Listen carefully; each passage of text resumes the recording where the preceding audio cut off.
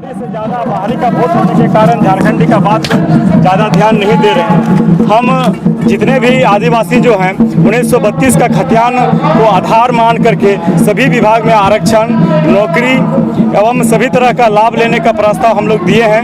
हम लोग का मांग है कि 1932 का खतियान लागू हो और इसी खतियान के आधार पर सरकार अन्य सभी लाभ हम लोगों को दे।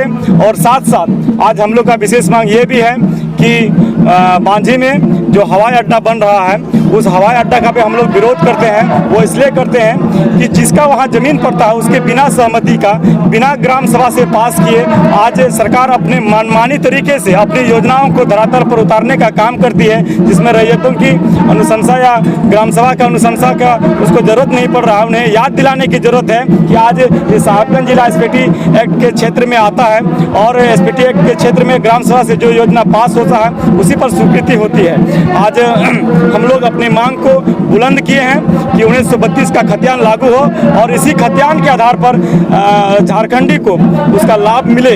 और आज के इस आंदोलन से अगर हम लोगों की मांग पूरा नहीं होती है, आप लोग मीडिया के माध्यम से जान रहे पूरे झारखंड प्रदेश में टुकड़े टुकड़े स्तर पर हर एक जिला में आंदोलन हो रहे हैं और अगर ये 1932 का खतियान लागू नहीं होता है तो हम लोग पूरे प्रदेश में सामूहिक रूप से 1932 के खतियानी जितने खतियानी रैयत हैं मिल करके आंदोलन करेंगे और सरकार को ये बताने का काम करेंगे कि झारखंड जितना है वो 1932 के खतियान के आधार पर है और वो लागू होना चाहिए। जय झारखंड। क्षेत्रीय भाषा का भी बात आ रहा है।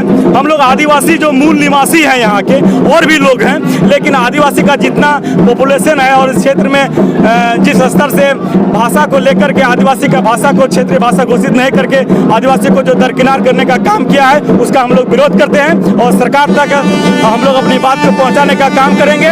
और अगर इसके बाद भी सरकार इस पर संज्ञान नहीं लेती है तो आज साहिबगंज जिला नहीं पूरा प्रदेश स्तर में टुकड़े टुकड़े तरीके से आज जो आंदोलन हो रहे हैं वो संगठित रूप से आंदोलन होंगे, जिसका परिणाम सरकार को भोगना पड़ेगा।